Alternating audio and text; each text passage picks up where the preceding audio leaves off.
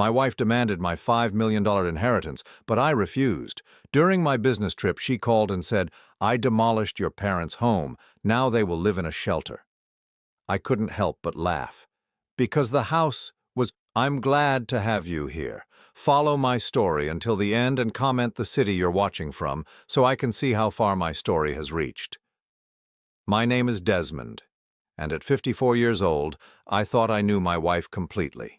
8 years of marriage had taught me her rhythms, her moods, her little habits that once seemed endearing. But as I sat in that sterile hotel room in Chicago, staring at my phone after the call ended, I realized I had been living with a stranger. The phone had rung at exactly 3:15 in the afternoon. I was reviewing quarterly reports for my consulting firm, the kind of tedious work that pays the bills but numbs the soul. When I saw Lisa's name on the screen, I smiled. Despite everything that had been happening between us lately, I still felt that familiar warmth when she called. "Hi, sweetheart," I answered, setting down my pen and leaning back in the uncomfortable desk chair. "Desmond!" Her voice was different, sharp, triumphant in a way that made my stomach clench. "I have something to tell you." I waited, listening to her breathing on the other end. There was something theatrical about her pause, like she was savoring a moment she had been planning for weeks. "I demolished your parents' house." The words hung in the air between us. I blinked, certain I had misheard. "What did you say?" "You heard me correctly. I hired a demolition crew this morning. Your parents' precious little house on Maple Street is gone, completely gone, nothing but rubble and dust." My grip tightened on the phone. Through the hotel window, Chicago sprawled endlessly below me, but suddenly the room felt impossibly small. "Lisa, what are you talking about?" Her laugh was cold, mechanical. "Oh, don't pretend to be shocked, Desmond. You've been dragging your feet on this for 3 years. 3 years since they died, and you still wouldn't sell that worthless property. Well, now you don't have a choice." I could picture her pacing around our kitchen, probably wearing one of her expensive outfits, the ones that cost more than my parents spent on clothes in an entire year. She always paced when she was excited about something, when she thought she had won some invisible battle. "Where are they supposed to live now?" I asked quietly. "Who? Your parents?" "Desmond, they're dead. They've been dead for 3 years. The house was just sitting there, rotting, while you held on to some sentimental nonsense about preserving their memory." "I meant the tenants, Lisa. The elderly couple who've been renting the place." Another laugh, sharper this time. "Oh, them. I gave them 24 hours notice yesterday. They can figure it out. Maybe there's a shelter somewhere. The important thing is that now you'll finally have to use that inheritance money properly." And that's when I started laughing. It began as a quiet chuckle, barely audible, but it grew into something deeper, more genuine than any laugh I'd had in months. Lisa's voice became shrill on the other end, demanding to know what was so funny, but I couldn't stop. The absurdity of it all, the perfect irony of what she had just done, hit me like a revelation.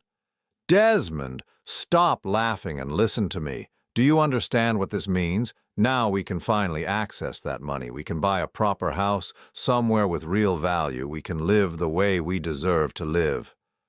I wiped my eyes, still chuckling. "Oh, Lisa, if only you knew." "Knew what? Stop being cryptic and get serious about this. I've solved our problem. The house was worthless anyway, just a burden holding us back."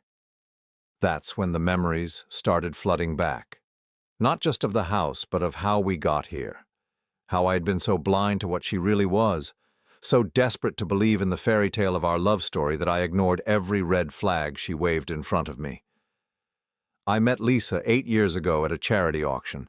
She was bidding on a weekend at a luxury spa, her dark hair pulled back in an elegant chignon, wearing a black dress that probably cost more than most people's monthly rent. When she lost the bid to another woman, I watched her face carefully. Most people would have been disappointed but gracious. Lisa's expression darkened with something uglier. Resentment. Entitlement. I should have paid attention to that moment. Instead, I was captivated by her beauty, her confidence, the way she moved through the room like she owned it. When I introduced myself and offered to buy her a drink, her entire demeanor shifted. She became warm, charming, attentive. Later, I learned she had done her research, knew exactly who I was and what I was worth. Our courtship was a masterpiece of manipulation, though I was too smitten to recognize it at the time. She laughed at all my jokes, shared my interests with suspicious enthusiasm, and gradually began suggesting little improvements to my life. My apartment was too small, my car too modest, my wardrobe too casual. Each criticism was wrapped in concern for my success, my image, my happiness. The first time I brought her to meet my parents, I should have seen the signs then, too. Mom had made her famous pot roast, the same recipe she'd used for 30 years. Dad wore his good shirt, the one he saved for church and special occasions. Their little house on Maple Street was spotless, filled with the scent of fresh flowers Mom had cut from her garden. Lisa smiled and complimented everything, but I caught the subtle way she avoided touching surfaces, how she declined to sit on Dad's worn leather recliner, how she pushed the food around her plate without really eating. After we left, she was quiet for most of the drive home. "They're sweet," she finally said, but the word came out flat, like she was describing a piece of stale cake. "They loved you," I told her, and they had. Mom had pulled me aside in the kitchen to whisper how beautiful Lisa was, how lucky I was to find such an elegant woman. "The house is very quaint," Lisa continued, staring out the passenger window. "Very old-fashioned." I should have defended them then.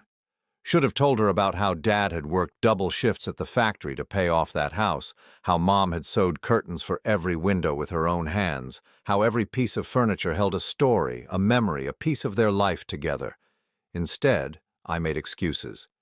"They've lived there for 40 years. It's home to them." "Of course," Lisa said quickly, reaching over to squeeze my hand. "I didn't mean anything negative. It's just different from what I'm used to." That was her gift, I realize now. She could plant seeds of doubt, criticism, dissatisfaction, and then immediately smooth them over with affection. She made me complicit in my own disappointment with the people I loved most. Over the next few months, as our relationship deepened, she began making casual comments about my parents' house. Wouldn't they be more comfortable somewhere modern with better heating and air conditioning? Wasn't I worried about the neighborhood changing? Wouldn't the property be worth more if we sold it while the market was good?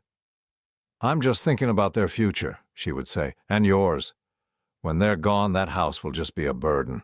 Old houses require so much maintenance." When I proposed to her, I thought I was the luckiest man alive. Lisa was everything I had ever dreamed of in a partner. Beautiful, sophisticated, ambitious. She pushed me to be better, to want more, to reach higher. I convinced myself that her suggestions about my parents came from love, from wanting the best for our future family. We married in 2017, a lavish ceremony that Lisa planned down to the smallest detail. Everything had to be perfect. From the imported flowers to the designer dress to the venue that cost more than my parents had spent on their entire wedding. When Dad offered to contribute to the expenses, Lisa gracefully declined. But I saw the way she looked at his worn wallet, the judgment in her eyes. The first real crack in our marriage appeared when my parents got sick. Dad's heart started failing first, and Mom's arthritis made it difficult for her to care for him. Lisa suggested we hire help, but when she learned how much it would cost, she had a different idea. "There are excellent care facilities," she said, showing me glossy brochures. "Professional staff, medical care on site, activities designed for seniors. It would be so much better for them." "They want to stay in their own home," I told her. "It's where they've been happy for 40 years. "Desmond, be realistic. That house isn't equipped for elderly care. No grab bars in the bathroom, stairs to navigate, no emergency response system. What if something happens when you're not there?" She was logical, practical, seemingly concerned for their welfare, but I knew my parents. They had told me repeatedly that they wanted to live out their days surrounded by their memories, their garden, their neighbors who had become family over the decades. When they died within 6 months of each other in 2021, Lisa's mask slipped just a little. At the funeral, while I stood hollow-eyed and grieving, She was already talking about estate planning, about the wisdom of selling the house quickly before the market changed. "I know this is hard," she said that night as I sat staring at the photo albums Mom had kept so carefully. "But holding on to the past won't bring them back. The best way to honor them is to move forward, to build something meaningful with what they left you."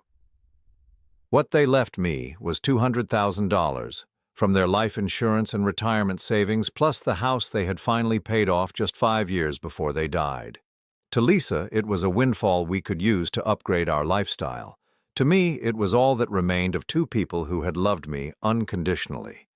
Now, sitting in this hotel room, listening to her describe the destruction of everything I had left of them, I finally understood what I had been too blind to see for 8 years.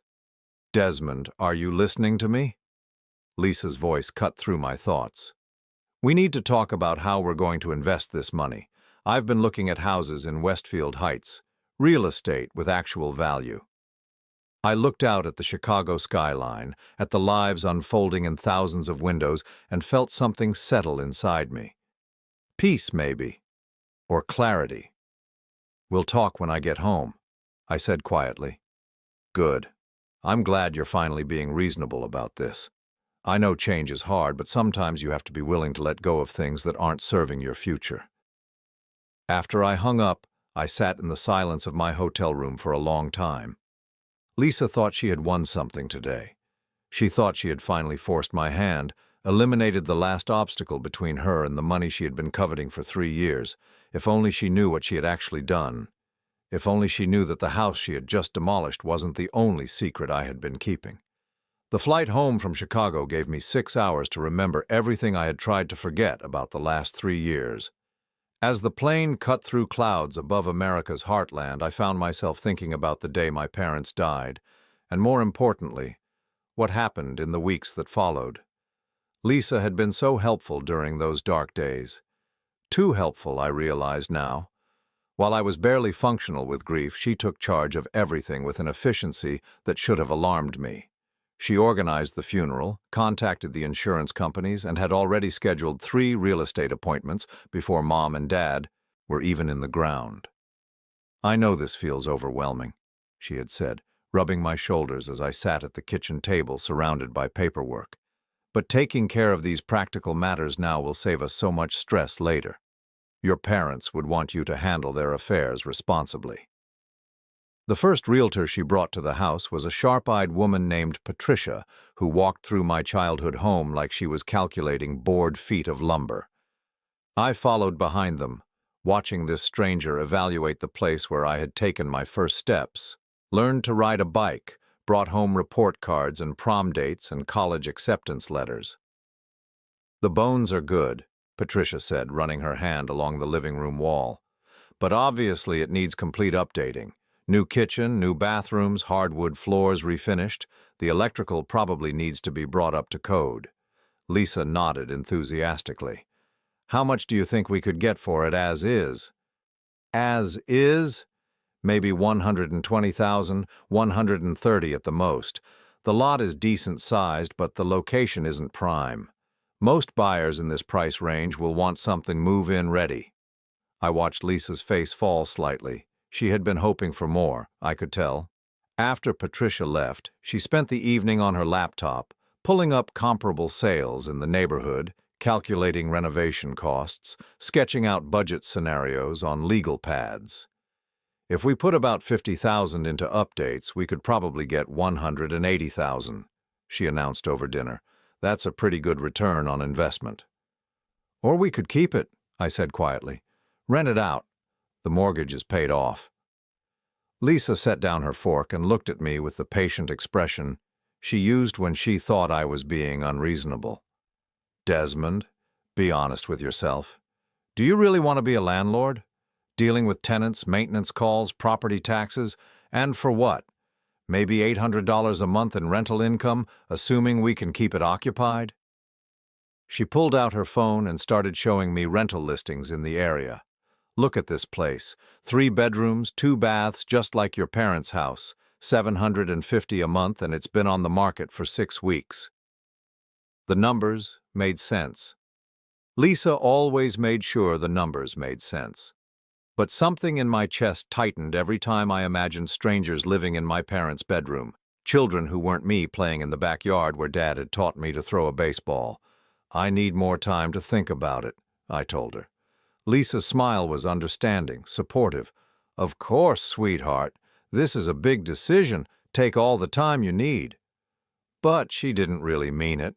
Over the next few weeks, she brought up the subject regularly, always with new arguments, new reasons why selling was the smart choice. The house was too old, too small, in a declining neighborhood. Property taxes were going up. The roof would need replacement soon.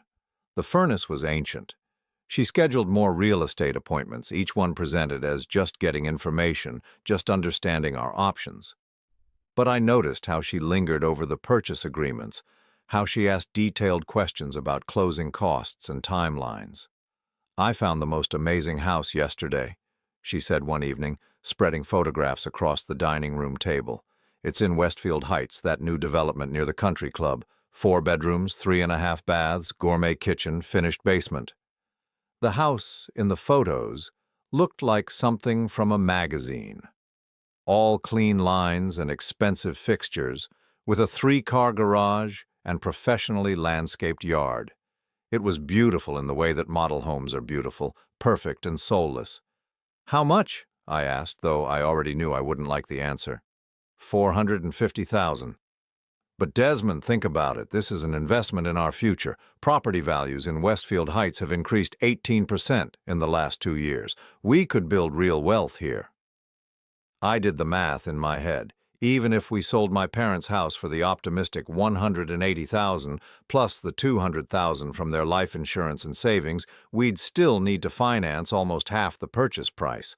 Our monthly payments would triple. "We can afford it," Lisa said, watching my expression. "Your consulting business is doing well, and I've been thinking about going back to work. Part-time, maybe something in interior design." Lisa had worked briefly as a design assistant before we got married, but she'd quit after 6 months, claiming the hours were too demanding and the pay too low for someone with her aesthetic sense. In the 3 years since my parents died, her part-time job intentions had never materialized into actual employment. "Let's just see what happens with Mom and Dad's place first," I said. "No rush." But Lisa was getting impatient. I could see it in the way she talked about the house, the increasing edge in her voice when she described the maintenance issues, the subtle criticisms of my reluctance to move forward. "I drove by there yesterday," she announced one evening in late October. "The yard looks terrible. All those leaves and nobody's raking them. It's bringing down the whole neighborhood. I'll go over this weekend and clean it up." "Desmond, you're missing the point. This is exactly what I'm talking about. The house is becoming a burden. You're working 60 hours a week trying to build your business, and now you're spending weekends doing yard work on a property that's just sitting empty." She was right, of course. She was always right about the practical details, but she was also wrong about everything that mattered. That weekend, I drove to Maple Street and spent the day raking leaves in my parents' yard.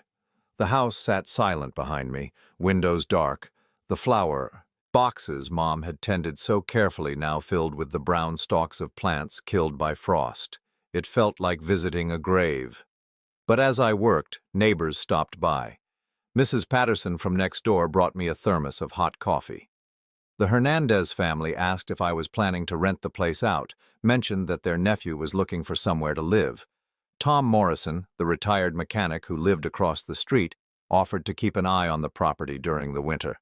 These people had been my parents' friends for decades. They had watched me grow up, celebrated my graduation, attended my wedding. They still asked about my parents with genuine affection, shared stories about Dad helping them fix their cars and Mom bringing casseroles when someone was sick. Standing in that familiar yard, surrounded by these familiar faces, I made a decision. I called Lisa that afternoon and told her I wanted to rent the house out after all. She was quiet for a long moment. "Are you sure about this?" she asked finally. "It seems like you're letting emotions cloud your judgment." "Maybe," I admitted, "but it's my decision to make." Within a week, I had found tenants. An elderly couple named Robert and Margaret who had been priced out of their previous apartment when their building went condo. They loved the house immediately, loved the neighborhood, loved the fact that it had character and history instead of granite countertops and stainless steel appliances. Lisa smiled and said all the right things about giving it a try, about seeing how being a landlord worked out. But I caught the look in her eyes, the disappointment she tried to hide. For the next 2 years, the rental arrangement worked perfectly. Robert and Margaret were ideal tenants. Respectful, responsible, quiet. They paid their $800 rent on time every month, took care of small maintenance issues themselves, and treated the house like it was their own, because in many ways, it was. But Lisa never stopped pushing. Every few months she would bring up the subject again. Property values were rising. The rental income wasn't keeping up with inflation. We were missing opportunities to build wealth. "I understand you want to honor your parents' memory," she said during one particularly intense conversation. "But don't you think they would want you to make smart financial decisions? They worked their whole lives to leave you something valuable. Letting it just sit there generating minimal income isn't honoring their sacrifice." She had a gift for making me feel guilty about my own sentimentality, for framing her ambitions as concern for my well-being or respect for my parents' wishes. But I held firm, and eventually she seemed to accept that I wasn't going to change my mind. Until this morning, when she decided to take matters into her own hands. What Lisa didn't know, what she couldn't have known, was that 6 months ago I had made a different kind of decision. Not about the house, but about our marriage, about her, about the future she was so desperately trying to control. I had begun to see through the careful facade she maintained, the way she manipulated conversations to always end up where she wanted them. I noticed how she talked about money, about status, about the life she felt entitled to live. I saw how she looked at our friends' houses, their cars, their vacations, always calculating, always comparing. And I started to plan. The house on Maple Street that Lisa had demolished this morning wasn't the only property I owned. It wasn't even the most valuable one. 3 years ago, while she was busy pressuring me to sell my parents' house, I had been quietly investigating something else entirely. Mom and Dad's property on Maple Street sat on almost 2 acres of land. Most of it was behind the house, hidden by old oak trees and overgrown hedges. To Lisa, to the realtors, to anyone who just looked at the house from the street, it appeared to be a modest lot in a working-class neighborhood. But I remembered something from my childhood, something I had never mentioned to Lisa. I remembered Dad talking about the land surveys from the 1980s, about how the city had approached him about purchasing the back portion of the property for a new municipal building. Dad had turned them down because he didn't want the disruption, but he had kept the survey documents in his file cabinet. After the funeral, while Lisa was busy planning our financial future, I spent an afternoon going through Dad's old papers. The survey was still there, along with correspondence from the city and a private development company that had also shown interest in the land. I made some quiet phone calls, had lunch with a few people, drove out to look at comparable properties that had sold recently. What I discovered changed everything. The back acre and a half of my parents' property was worth $5 million. As the plane began its descent into our home airport, I smiled for the first time since Lisa's phone call. She thought she had demolished my parents' house to force me into selling the property. She thought she had finally eliminated the obstacle between her and the inheritance money she had been coveting for 3 years.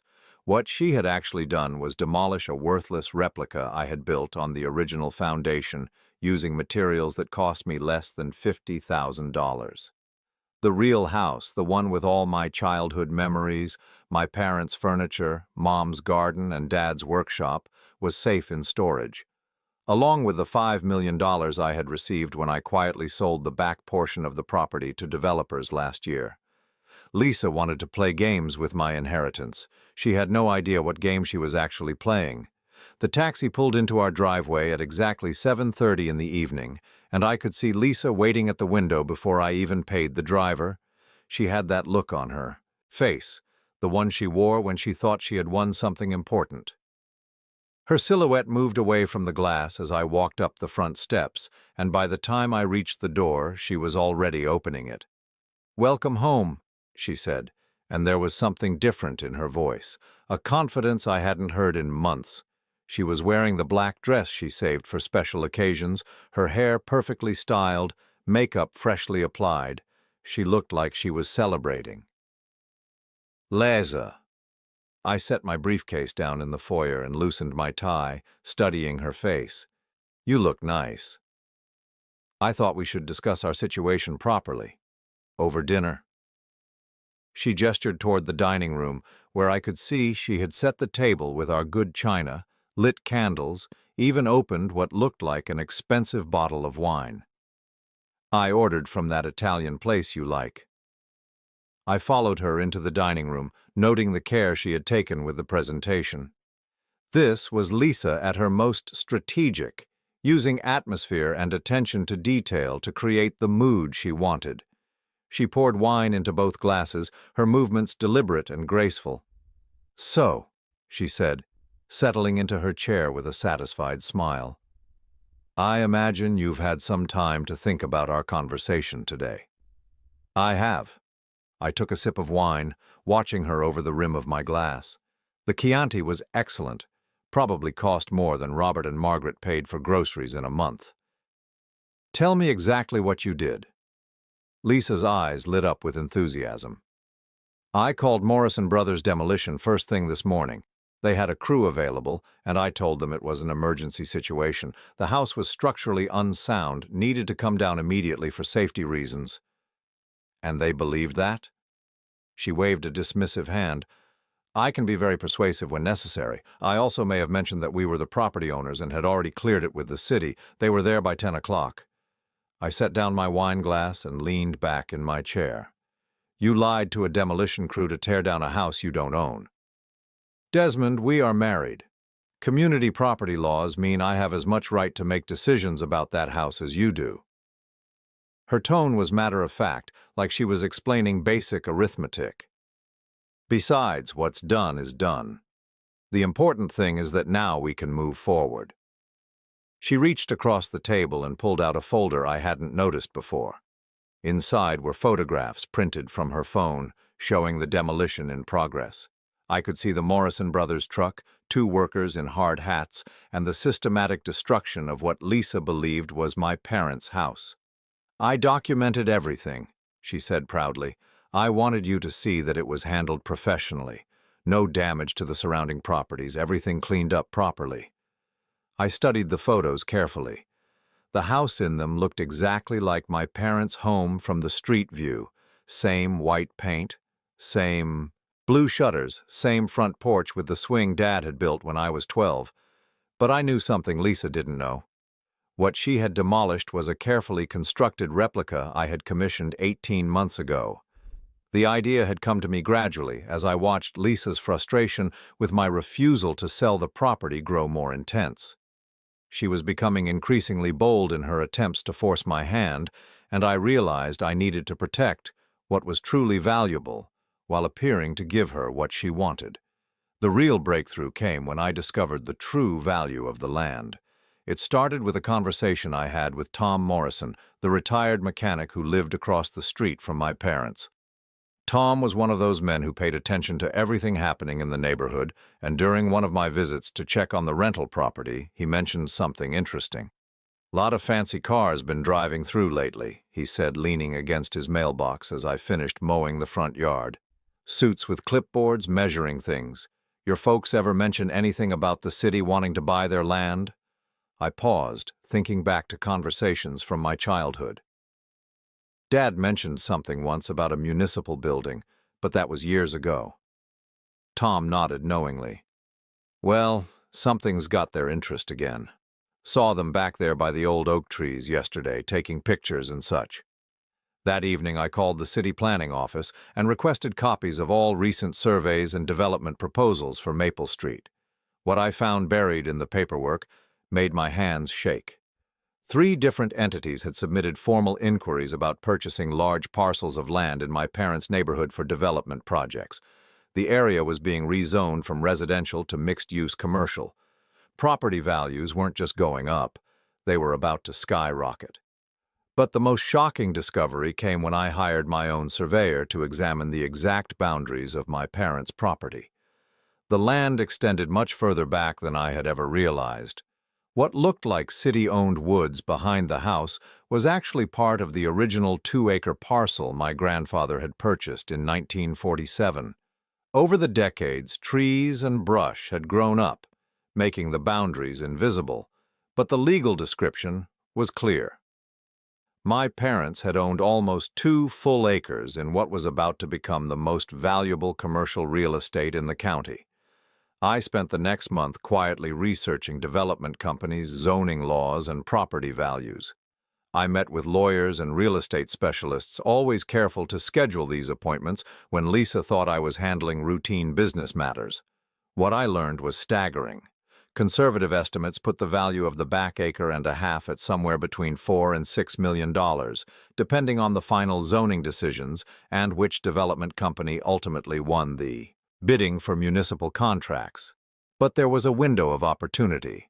The current property owners had 60 days to respond to preliminary purchase offers before the city would move forward with eminent domain proceedings. Most of the elderly residents in the neighborhood had already sold, taking quick cash offers without understanding the true value of what they were giving up. I had a choice to make. I could tell Lisa about the discovery and let her push me into a quick sale that would net us maybe half of what the land was actually worth. Or I could handle this strategically, protect the true value, and see exactly how far she would go in her attempts to control our financial future. I chose the strategic approach.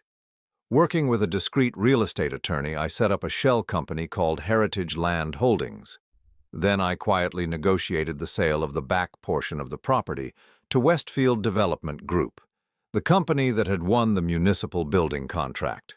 The final sale price was $5,200,000. But here's what made it truly brilliant. I only sold the land, not the house. The front portion of the property, where the actual house sat, remained in my name. To anyone looking at public records, it would appear that the original owners had sold off some unused back acreage to developers, nothing more. Lisa never knew any of this happened. To maintain the illusion, I hired a small construction company to build an exact replica of my parents' house on the remaining front portion of the property. Same dimensions, same materials, even the same paint colors. I had them use cheaper construction methods and materials that would look authentic from the outside but wouldn't last more than a few years.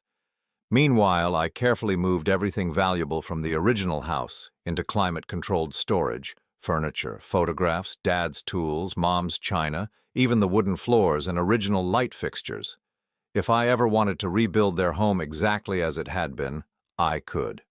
The elderly tenants, Robert and Margaret, were relocated to a much nicer apartment across town. I covered their moving expenses and gave them 6 months free rent, telling them I had decided to renovate the property. Lisa never questioned any of this.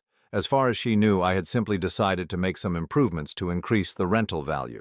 For 18 months, the replica house sat on Maple Street, looking exactly like my parents' home from the outside. Lisa drove by occasionally, always returning with complaints about how it was dragging down the neighborhood or concerns about the cost of maintenance.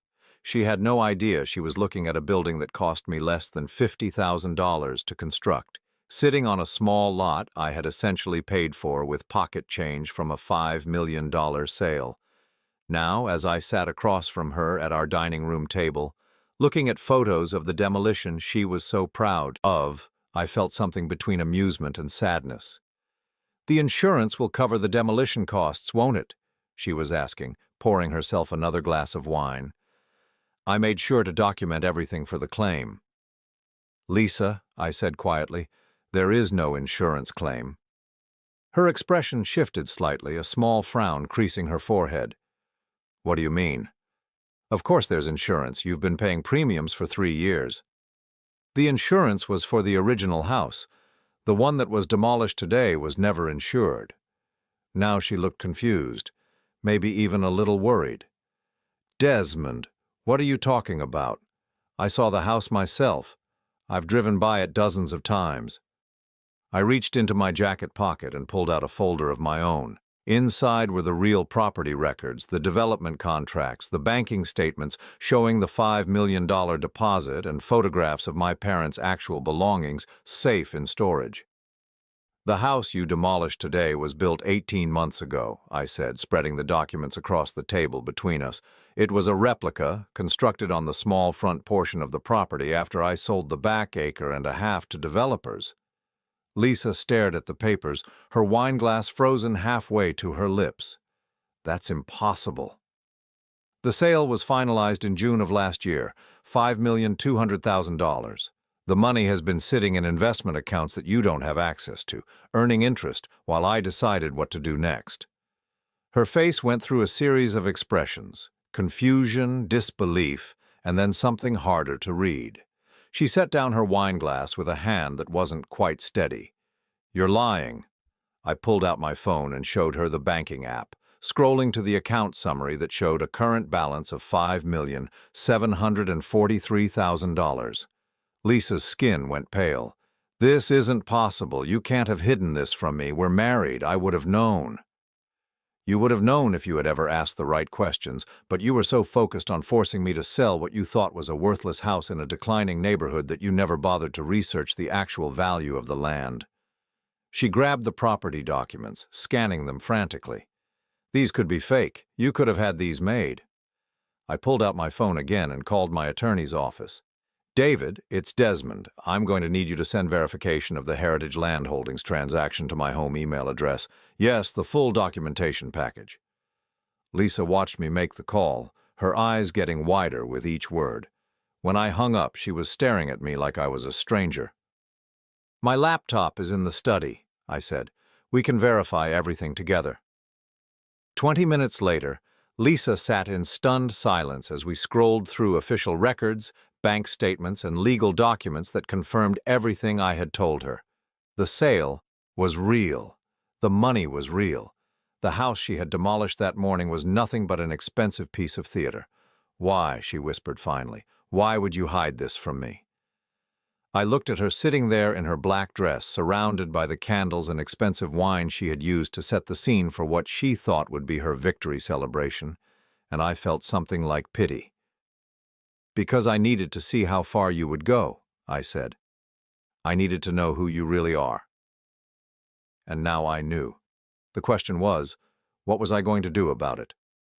The silence in our dining room stretched for what felt like hours, though it was probably only minutes. Lisa sat motionless, staring at the laptop screen that displayed our banking information, her face cycling through emotions I had never seen before. The candlelight flickered across her features, creating shadows that made her look like a different person entirely. Finally, she closed the laptop with deliberate slowness and looked up at me. You tested me, she said, and her voice was different now, colder. The warmth and charm that had captivated me 8 years ago were completely gone. You set up an elaborate scheme to test your own wife. I protected myself, I corrected. There's a difference. Lisa stood up from the table, her movement sharp and sudden.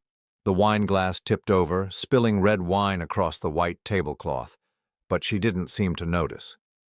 She began pacing around the dining room, her heels clicking against the hardwood floor in a rhythm that reminded me of a predator circling its prey. Protected yourself from what exactly? Her laugh was bitter, unlike any sound I had ever heard from her before. From your loving wife who was trying to help you make smart financial decisions? From someone who was trying to manipulate me into giving her access to money she felt entitled to. She stopped pacing and whirled to face me. Entitled to? Desmond, I am your wife. We are supposed to be partners. Everything you have, everything we build together belongs to both of us. Is that what you really believe? Or is that what you told yourself to justify your behavior? For a moment I thought she might try to maintain the facade, to keep pretending that her motivations had been pure. But something in my tone, or maybe just the futility of continuing the act, made her abandon the pretense entirely. Do you want to know what I really think? She said, crossing her arms and fixing me with a stare that was pure ice. I think you're pathetic. I think you've wasted 8 years of my life pretending to be something you're not. There it was. The real Lisa, the one I had glimpsed in small moments over the years, but had convinced myself I was imagining. What did you think I was pretending to be? Successful, ambitious, someone with actual vision for the future. She gestured around our dining room, at the expensive furniture and artwork we had accumulated during our marriage. When I met you, I thought you were going places. I thought you understood that life is about building something meaningful, about achieving status, about creating wealth. And instead, you're a sentimental fool who clings to the past and wastes opportunities because you're too afraid to take risks. Her voice was getting louder, more venomous. Do you know what our friends say about us, Desmond? Do you know how embarrassing it is to explain why we still live in this modest house while your business brings in enough money to afford something in Westfield Heights? I blinked, genuinely surprised. This house embarrasses you? Everything about our life embarrasses me. Your cheap suits, your practical car, your complete lack of interest in the social connections that could actually advance your career. She was pacing again, gesticulating wildly. I've spent 8 years trying to push you to be better, to want more, to act like someone who deserves respect. And my parents' house was just another example of my failures? Lisa laughed, and the sound was genuinely ugly. Your parents' house was a symbol of everything that's wrong with you, holding on to a worthless piece of property in a declining neighborhood because of sentimental attachment to people who never achieved anything meaningful in their entire lives. The words hit me like a physical blow. I had known Lisa look down on my parents, but hearing her articulate her contempt so clearly, so brutally, made something cold settle in my chest. They were good people, I said quietly. They were losers, she shot back. Your father worked in a factory for 40 years and had nothing to show for it but a mortgage on a house that should have been torn down decades ago. Your mother spent her whole life cooking and cleaning and gardening like it was still 1950. They lived small, meaningless lives, and you were determined to honor that mediocrity. I stood up slowly, my hands steady despite the rage building inside me. Those people loved me unconditionally. They raised me to value loyalty, honesty, and hard work, everything you've proven yourself incapable of. Oh, please, Lisa rolled her eyes. Don't lecture me about loyalty. I've stood by you for 8 years while you consistently refused to live up to your potential.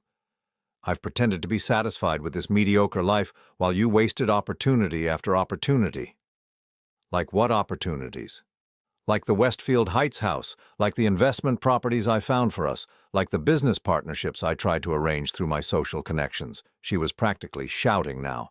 Every single time I found a way for us to advance, to build real wealth, to move in circles that matter, you found some excuse to avoid taking action. Because those weren't investments, Lisa. They were schemes to spend money we didn't have on things we didn't need to impress people who don't actually matter. Don't matter? She stared at me incredulously. Desmond, these are the people who could transform your consulting business. These are the connections that could make us wealthy, really wealthy. But you're too small-minded to understand how the world actually works. I walked over to the window and looked out at our neighborhood. Middle-class houses on tree-lined streets where people lived quiet lives and raised their children and found happiness in simple things. The life my parents had built. The life Lisa found so contemptible. I understand perfectly how the world works, I said. I also understand how you work. When I turned back around, Lisa was standing by the table, her hands clenched into fists at her sides. Explain that. You targeted me 8 years ago because you thought I was weak enough to manipulate and successful enough to be worth the effort. You married me because you saw potential for financial gain, not because you loved me.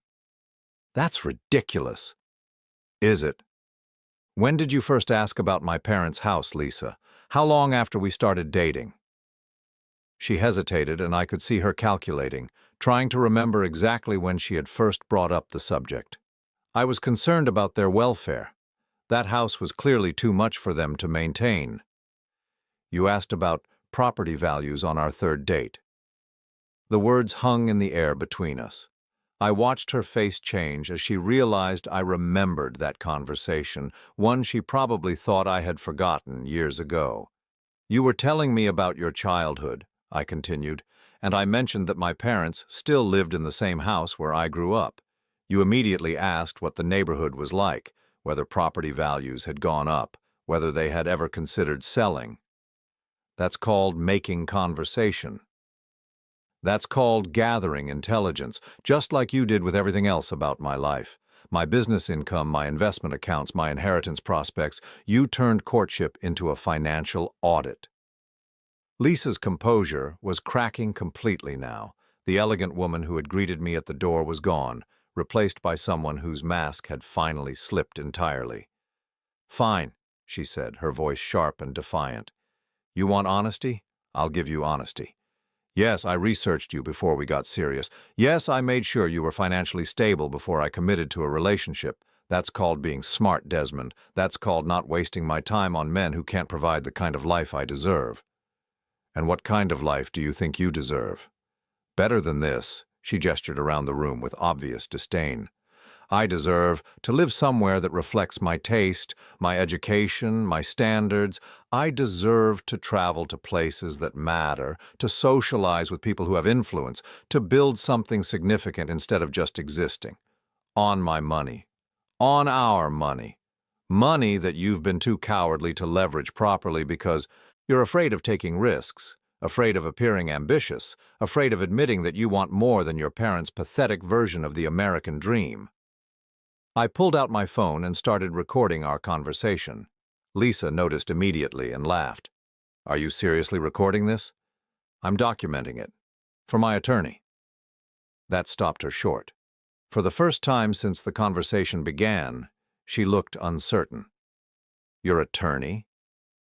Did you think there wouldn't be consequences for what you did today, Lisa? You hired a demolition crew under false pretenses. You lied to them about having permission to tear down a building. You trespassed on property that doesn't belong to you. You displaced elderly tenants without proper notice. I thought it was our house." "No, you didn't. You knew it was rental property. You knew Robert and Margaret were living there. You just didn't care about destroying their home because you wanted to force my hand." Lisa sank back into her chair, and I could see her mind racing, trying to calculate how much legal trouble she might be in.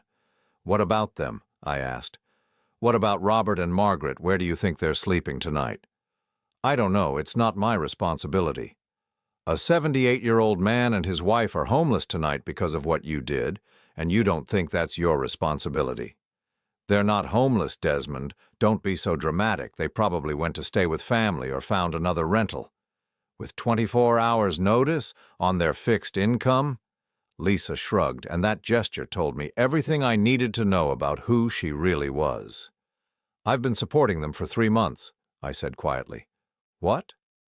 "After you demolished what you thought was their home, I moved them into a furnished apartment across town. I'm covering their rent and living expenses until they get back on their feet, because unlike you, I actually care about the people who get hurt by my decisions." Lisa stared at me, and for a moment I thought I saw something like shame cross her face. But it was gone so quickly I might have imagined it. "How much?" she asked. "How much what?" "How much are you spending on them? Because that money comes out of our household budget. That's money that should be going toward our future." And there it was. Even faced with the human cost of her actions, her first concern was how it affected her access to money. I looked at my wife of 8 years, this woman I had once thought I would spend the rest of my life with, and felt a profound sense of clarity. "Lisa," I said calmly, "I want a divorce." She blinked, her mouth opening and closing like she couldn't quite process what I had said.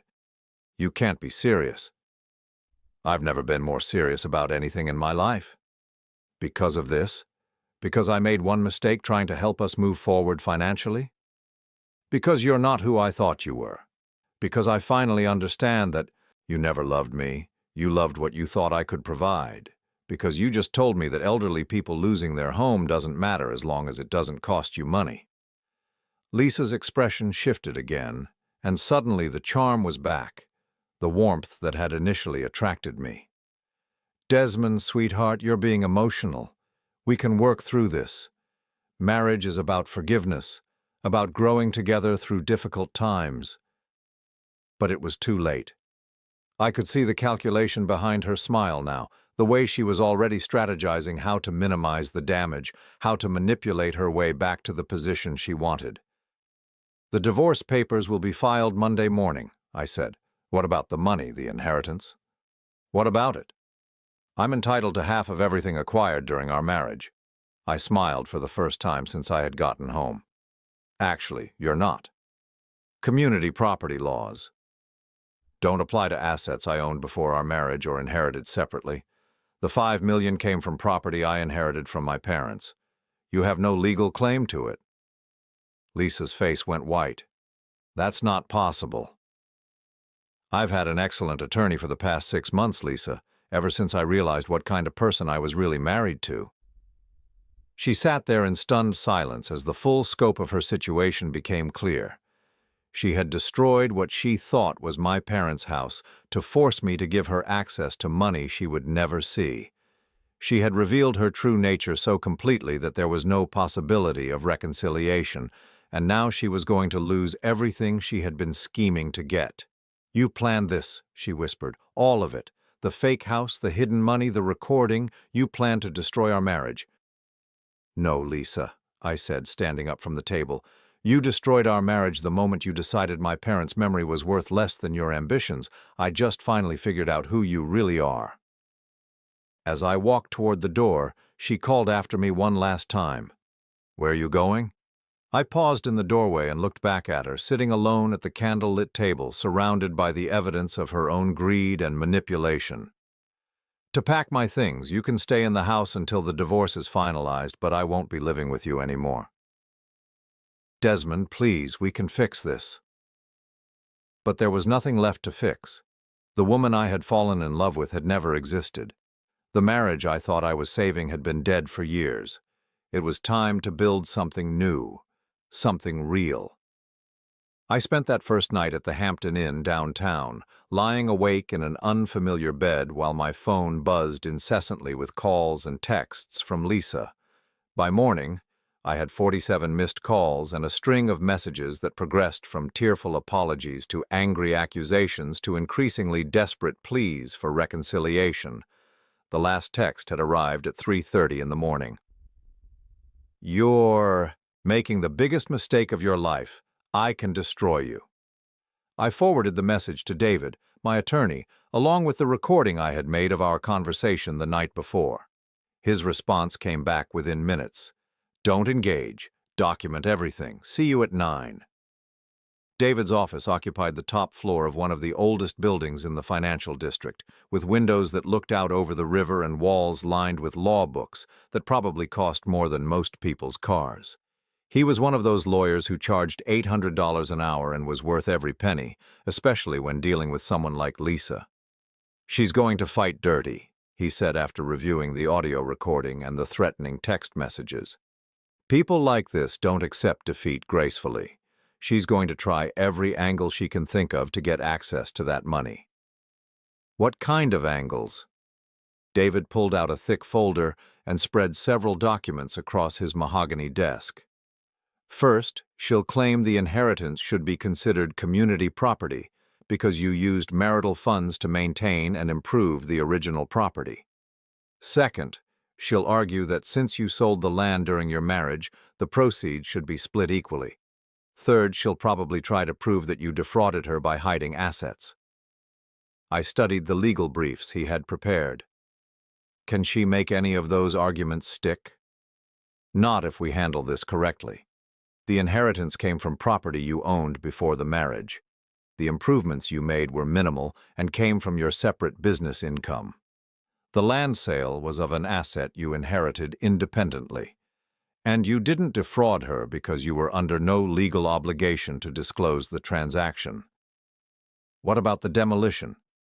What kind of trouble is she in for that?" David's expression grew more serious.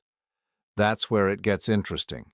She hired a demolition crew under false pretenses, claiming emergency authority she didn't possess. She trespassed on property she doesn't own. She displaced tenants without proper notice, and she did it all with the intent to coerce you into financial decisions. So what are we talking about? Fines?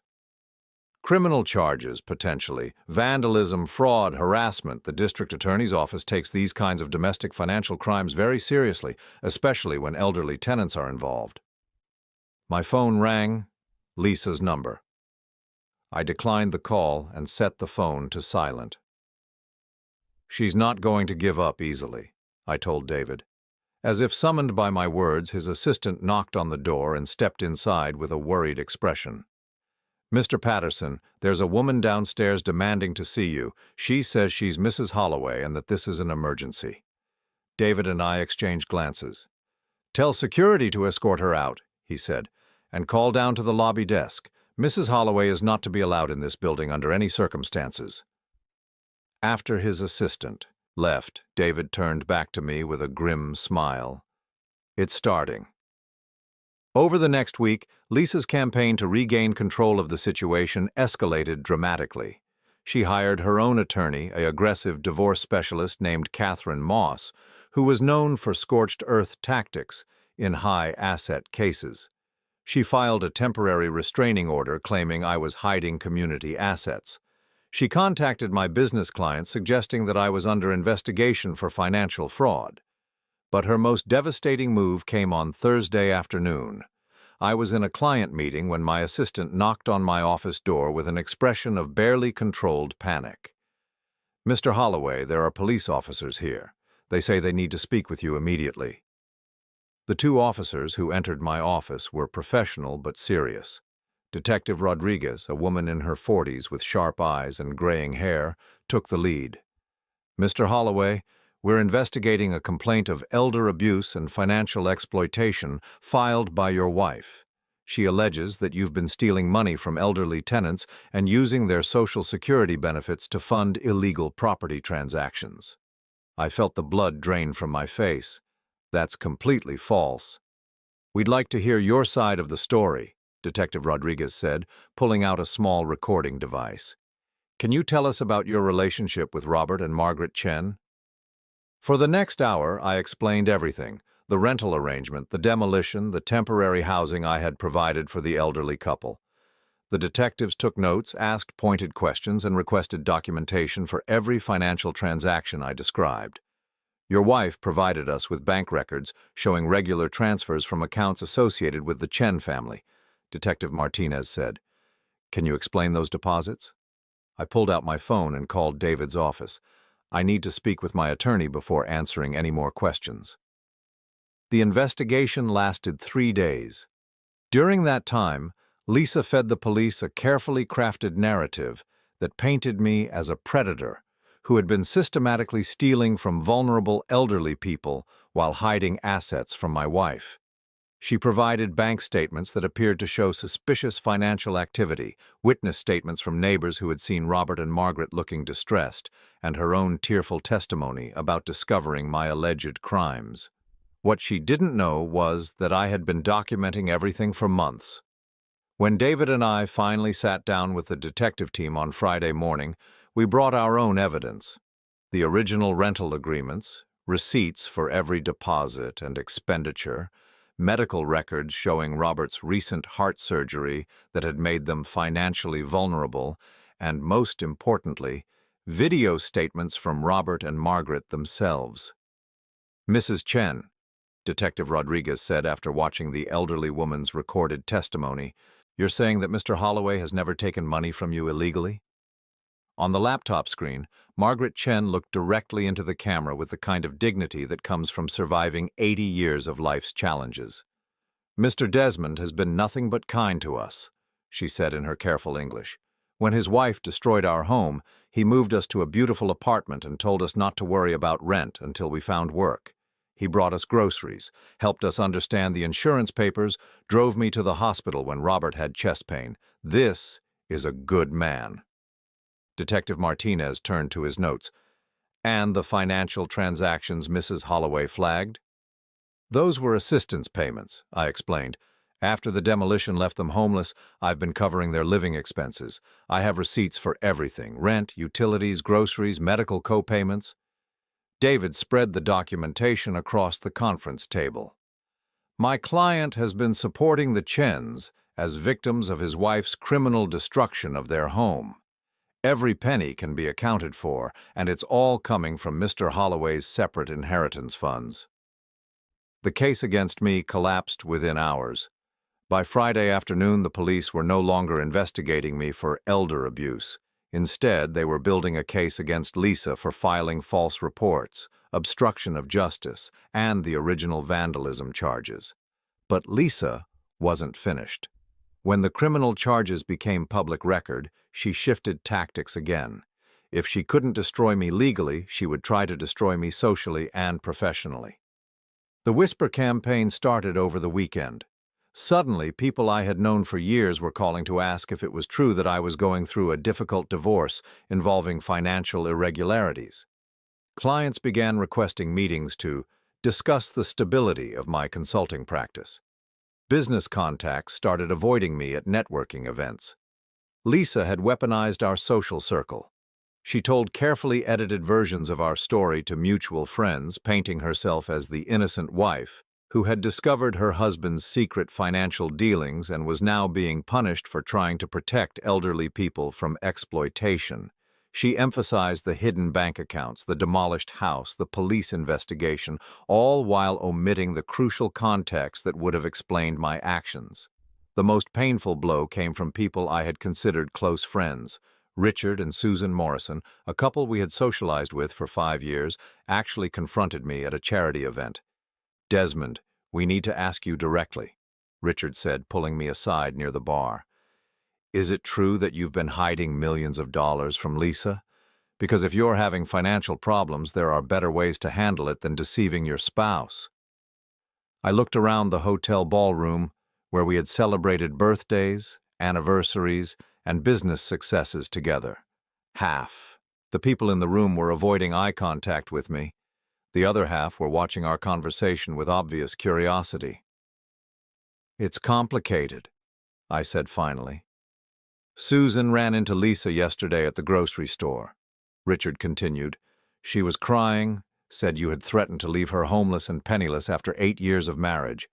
That doesn't sound like the man we know." What could I say?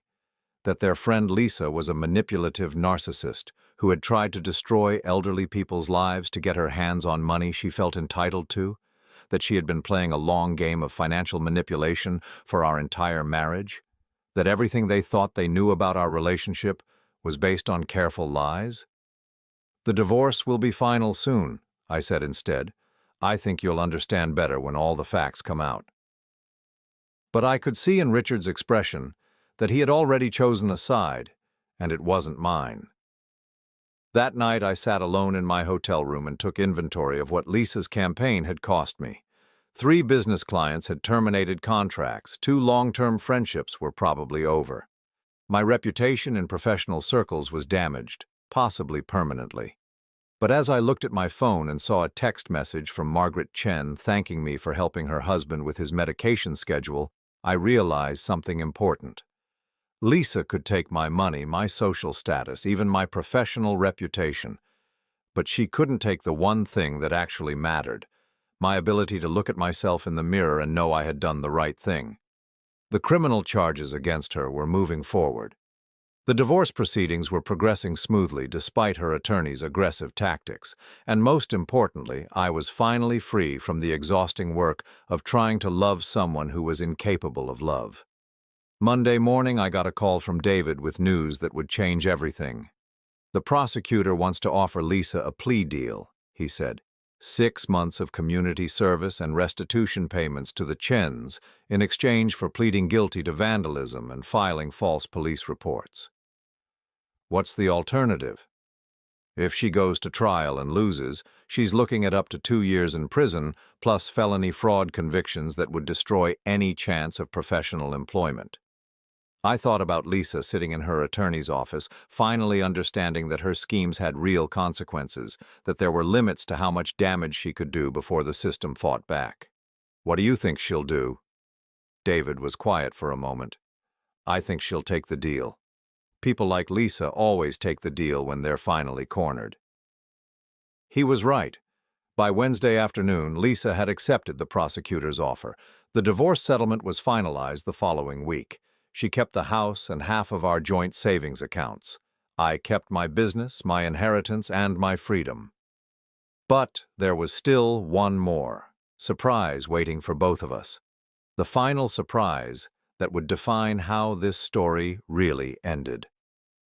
1 year later, I stood in the front yard of a modest two-story house on Elm Street, watching Robert Chen carefully plant tomatoes in the raised garden bed I had built the previous weekend. His movements were slow but determined, and every few minutes he would pause to wipe sweat from his forehead despite the cool spring morning. "Not too deep," Margaret called from the front porch where she sat shelling peas into a ceramic bowl. "Remember what the man at the garden center said about the roots." Robert waved his hand dismissively but adjusted the depth of his planting anyway. At 81 years old, he had learned to pick his battles with his wife of 57 years. This was their new home, the one I had purchased for them 6 months after the divorce was finalized. Not as a gift, but as an investment in something I had never fully understood before, the kind of wealth that can't be deposited in a bank account. The house cost $230,000, a price that would have seemed modest to Lisa, but felt exactly right to me. 3 bedrooms, 2 bathrooms, a kitchen with windows that caught the morning sun, and a yard large enough for Robert's vegetables and Margaret's flower gardens. Most importantly, it was theirs. The deed was in their names, the mortgage was paid in full, and they would never have to worry about anyone taking it away from them. "Mr. Desmond," Margaret called to me, "you stay for lunch? I made too much soup again." I checked my watch. It was Saturday afternoon, I had nowhere else to be, and Margaret's soup was legendary in their new neighborhood. "If you're sure it's not too much trouble." "No trouble," Robert said, brushing dirt from his hands as he stood up slowly. "Margaret always makes food for Army. Better you eat it than I get fat." We had developed this routine over the past year. I would stop by on weekends to help with small projects around the house. Margaret would insist on feeding me, and we would spend hours talking about everything and nothing. They told me stories about their childhoods in China, their immigration to America in the 1970s, their son who lived in California and called every Sunday. I told them about my parents, my work, my plans for the future. What I didn't tell them, what I never told anyone, was that these Saturday afternoons had become the most valuable part of my week. After lunch, as Robert settled into his recliner for his daily nap, and Margaret bustled around the kitchen despite my offers to help clean up, I found myself thinking about how much my life had changed since that phone call in the Chicago hotel room.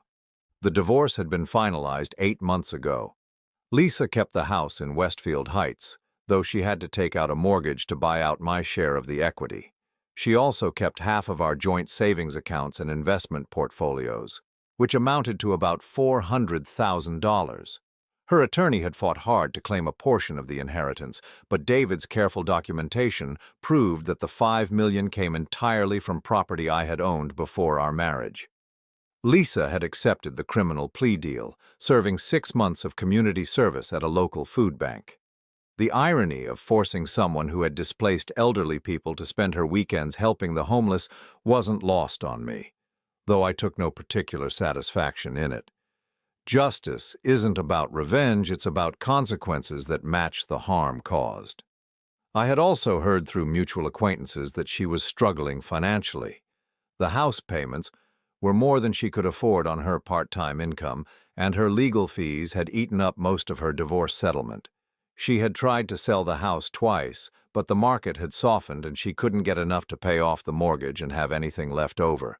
More importantly, her reputation in our former social circle had crumbled once the full story came out. Richard and Susan Morrison, the couple who had confronted me at the charity event, had actually called to apologize 6 months after the divorce. They had learned about the criminal charges, the displaced elderly tenants, and Lisa's systematic manipulation of our marriage. Their apology was sincere, but I found that I didn't need their validation anymore. The business had recovered more quickly than I expected. Word spread that the criminal investigation had cleared me completely, and several clients who had initially distanced themselves came back with larger contracts than before. My reputation for integrity, it turned out, was worth more in the long run than Lisa's social connections had ever been. But the most significant change in my life wasn't financial or professional, it was personal. I had started volunteering at the senior center where Robert and Margaret played cards twice a week. What began as occasional visits to check on their adjustment to the new neighborhood had evolved into regular involvement with the center's programs. I helped elderly residents navigate technology, drove people to medical appointments when family wasn't available, and gradually became part of a community I had never known existed. 3 months ago, the center's director had approached me about joining their board of directors. "We need someone with business experience," Ellen Martinez had explained over coffee in her cluttered office. "Someone who understands finance but also understands what our clients really need." The senior center served about 300 elderly people in the county, providing everything from meal delivery to transportation to social activities. Their budget was always tight, their facilities were outdated, and their staff was overworked and underpaid. But the people they served reminded me why money was supposed to matter.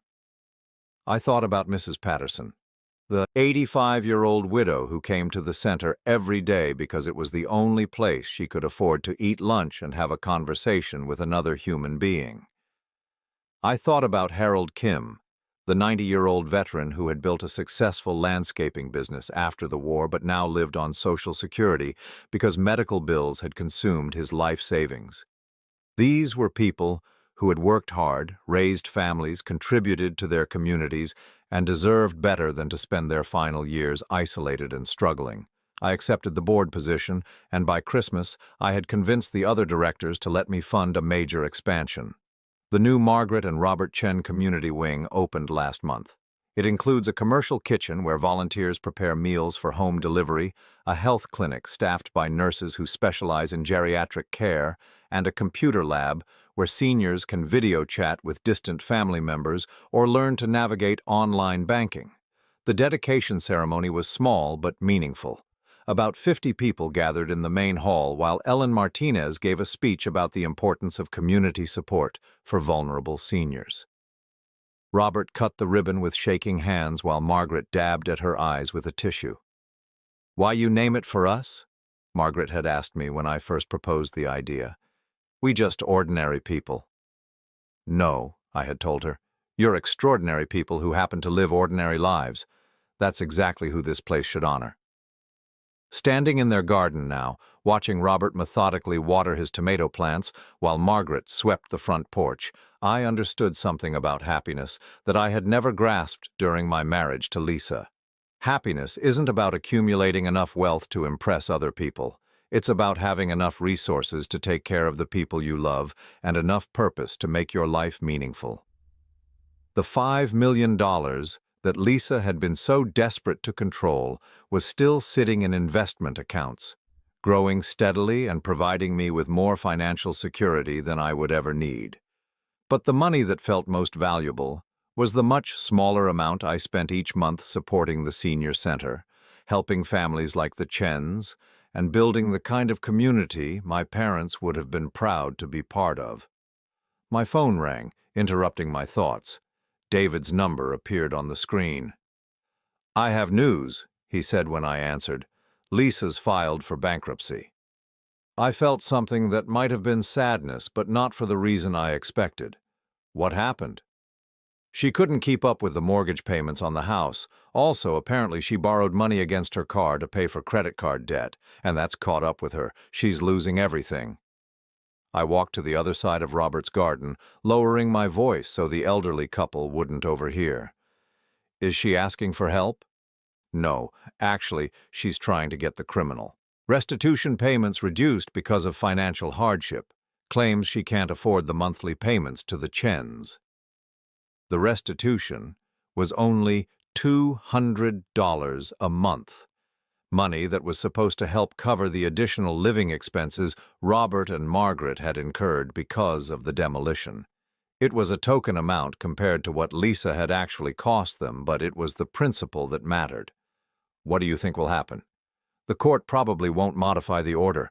Criminal restitution isn't dischargeable in bankruptcy, and $200 a month isn't considered unreasonable for someone who's physically capable of working.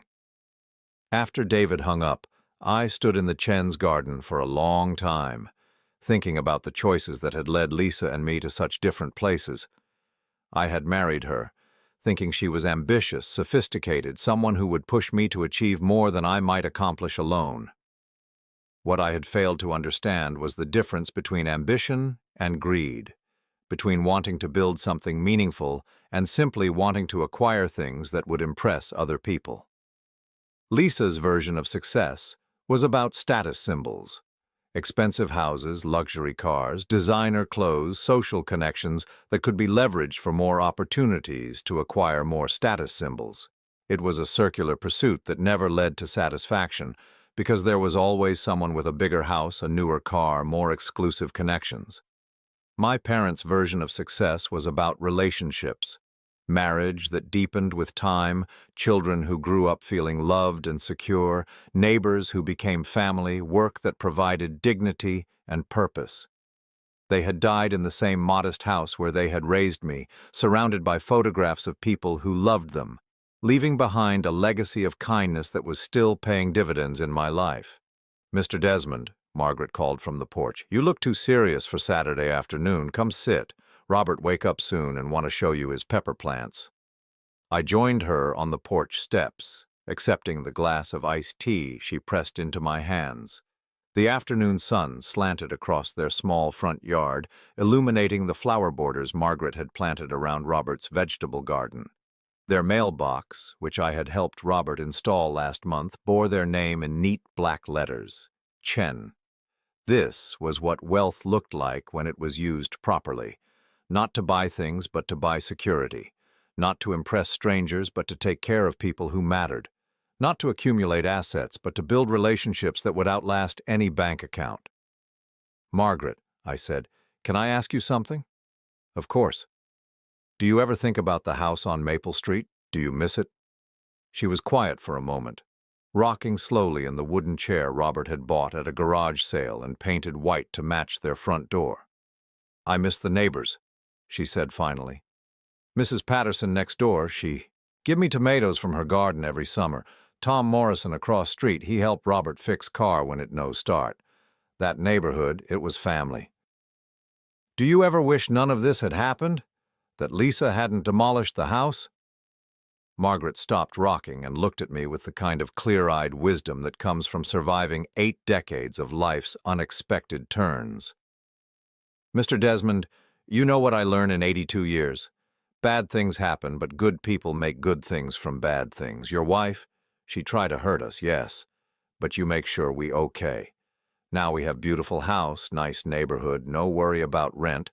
Sometimes God used bad people to bring good people together."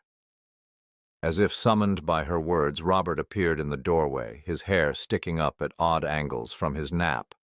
"Pepper plants ready for tour," he announced seriously. "Very important peppers this year. Margaret say they're going to be too hot, but I know what I'm doing."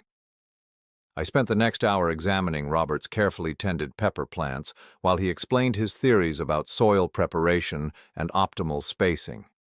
Margaret brought out a plate of homemade cookies and listened to his lecture with the patience of someone who had heard similar presentations for 57 years, but still found them endearing. When it was time to leave, they walked me to my car like they did every Saturday. Robert shook my hand formally while Margaret hugged me and pressed a container of leftover soup into my hands. "You drive careful," she said, the same words she used every week. "I will. See you next Saturday." "We be here," Robert said, and I knew they would be. As I drove home through the tree-lined streets of their neighborhood, past houses where families were finishing weekend dinners and children were playing in front yards, I thought about the letter I had received from Lisa's attorney the previous week. She was requesting a meeting to discuss what her lawyer called potential reconciliation discussions. Reading between the lines of legal language, she wanted to know if I would be interested in giving our marriage another chance. I had asked David to respond with a polite but firm refusal. Some mistakes can be forgiven. Some relationships can be repaired with time, effort, and genuine commitment to change. But what Lisa and I had shared hadn't been a real marriage. It had been a performance, an elaborate fiction where I played the role of successful husband while she played the role of devoted wife.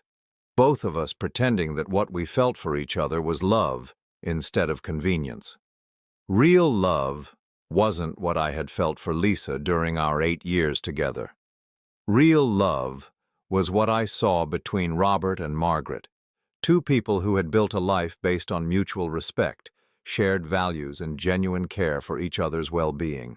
Real love was what my parents had shared, the kind of partnership where each person's happiness was genuinely important to the other, where decisions were made based on what was good for both people instead of what benefited one person at the other's expense. That evening, I sat in my own modest apartment and reviewed the plans Ellen Martinez had sent me for the senior center's next expansion. With careful investment of another portion of my inheritance, we could add a small medical clinic and a transportation service for seniors who could no longer drive. It would cost about $800,000, money that Lisa would have considered wasted on people who couldn't provide anything in return. But I had learned something important over the past year. The best investments are the ones that pay dividends in satisfaction rather than dollars. As I signed the authorization forms and prepared to wire the funds, I thought about my parents and what they would think of how I had used their legacy. Dad, who had worked double shifts to pay off a modest mortgage, and Mom, who had saved every penny so they could leave me something valuable when they were gone. They had given me more than money. They had given me an example of how to live with dignity, how to value the right things, how to build wealth that mattered. And finally, at 55 years old, I was beginning to understand what they had been trying to teach me all along. The real inheritance wasn't the $5 million, it was the knowledge of how to use it.